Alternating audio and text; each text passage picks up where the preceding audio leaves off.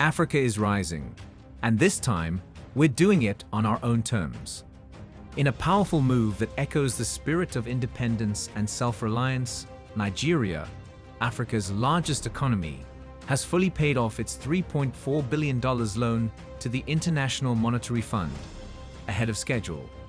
This isn't just a financial update. It's a bold declaration that the era of dependency is coming to an end. This is about dignity, about Pan-African strength, and about reclaiming our future. In 2020, when the COVID-19 pandemic rocked the world, Nigeria, like many African nations, found itself grappling with crashing oil prices, overwhelmed healthcare systems, and economic shutdowns. In that moment of global uncertainty, Nigeria turned to the IMF, securing a $3.4 billion loan under the Rapid Financing Instrument, a tool meant to help countries survive emergency balance of payment crises. These funds were used to stabilize critical sectors, healthcare, social protection, and essential public services. It was a lifeline, not a surrender. While the loan had a longer repayment schedule, Nigeria shocked the financial world by settling the entire debt by April 30, 2025, well ahead of time. This act wasn't just about fiscal discipline. It was about sending a global message. Africa is not begging. We are building. We are reclaiming our economic destiny. According to IMF representatives, Nigeria will only continue paying minimal administrative fees, but the principle is gone. The country is now off the IMF debtor list. No more debt, no more strings attached. With this repayment, Nigeria joins a select group of nations that have successfully cleared their pandemic-era debts. The IMF's updated list of 91 indebted countries no longer includes Nigeria. This not only improves Nigeria's standing with financial institutions, it's also a major psychological win. It shows the world that African nations can fulfill international obligations and still stay true to a sovereign development agenda. Western aid to Africa has long been presented as a generous tool for development and humanitarian assistance. However, beneath this surface lies a more complex and often troubling reality. One where aid has been used to entrench Western influence, preserve dependency, and in many cases, actually deepen poverty across the continent. Here's how. Western aid often comes with strings attached. These are not just financial conditions, but political and ideological ones, pushing African governments to adopt policies aligned with Western interests. For example, countries receiving aid are frequently pressured to liberalize their economies, open up markets to Western corporations, or even support foreign policy agendas, like recognizing certain states or cutting ties with others. This kind of aid isn't about development. It's about maintaining influence and access to Africa's vast natural resources. One of the most damaging effects of Western aid has been the creation of dependency. Instead of investing in African self-reliance, like food sovereignty, local industries, or education systems, aid often focuses on short-term relief that doesn't tackle root problems. In many cases, foreign NGOs and contractors are the ones actually receiving and managing the aid. The money circles back to the donor countries, while African institutions remain underdeveloped. This keeps African nations in a cycle of dependence, unable to chart their own economic path. Western aid, particularly in the form of donated food or subsidized goods, has repeatedly undermined local African producers. For example, when free or cheap food from abroad floods African markets, local farmers can't compete.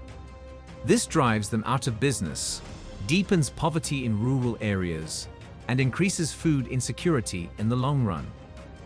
Similarly, Western-funded health and education projects often bypass local systems, setting up parallel institutions instead of strengthening national ones. While aid is being handed out with one hand, the other hand is taking far more in profit. Western corporations and governments use the narrative of assistance to hide exploitative practices in mining, agriculture, and trade. Africa loses billions each year in illicit financial flows, unfair trade deals, and tax avoidance schemes, far more than it receives in aid. In essence, aid becomes a public relations mask for economic exploitation. In many African countries, aid has propped up corrupt regimes that align with Western interests. These leaders receive foreign funds regardless of how they treat their citizens, as long as they maintain loyalty to Western powers. This undermines democracy, stifles local accountability, and fuels inequality and repression. Western aid perpetuates the image of Africa as helpless and dependent, incapable of solving its own problems without Western saviors. This narrative is constantly pushed in media, education, and diplomacy. It's a modern form of colonialism, not through armies, but through institutions and ideologies. Africa doesn't need handouts. It needs fair trade, reparations for colonial theft, infrastructure built by and for Africans, and the freedom to pursue its own development models. The answer is not more Western aid. It is Pan-African unity, economic sovereignty, and a total rethinking of Africa's relationship with the global North. Until Africa controls its own resources, tells its own story, and governs on its own terms, Western aid will continue to be a chain disguised as charity. Nigeria must expand its non-oil revenue sources, reduce wasteful government spending, and implement bold structural reforms, especially in energy, transportation, and digital innovation. This repayment is more than a financial win. It's an invitation to investors across the globe. Nigeria is saying, "We are ready, we are responsible, and we are determined to grow on our terms." That confidence will ripple across the continent. It sets a new bar for what's possible when African leadership aligns with Pan-African purpose. But challenges remain. Inflation, unemployment, and currency instability must be addressed. The good news is that the current reforms, from subsidy removals to digital infrastructure, are aimed at building long-term resilience. Nigeria's full repayment of the IMF loan is not just a fiscal achievement, it's a Pan-African milestone. It proves that even in the face of global crisis, Africa can rise, rebuild, and reclaim its place on the world stage. This is not the finish line. It's the beginning of a new chapter. A chapter where Africa's resources serve African people. Where decisions are made not from debt bondage, but from economic strength. Where dignity leads the way. If you believe in an independent Africa rising on its own terms, let us know in the comments. Should more African countries cut ties with institutions like the IMF? What does economic sovereignty mean to you? Tell us what you think in the comments section below. We explore the rich history, culture, and the ongoing struggle for sovereignty in Africa. Join us in this important conversation by subscribing to our channel.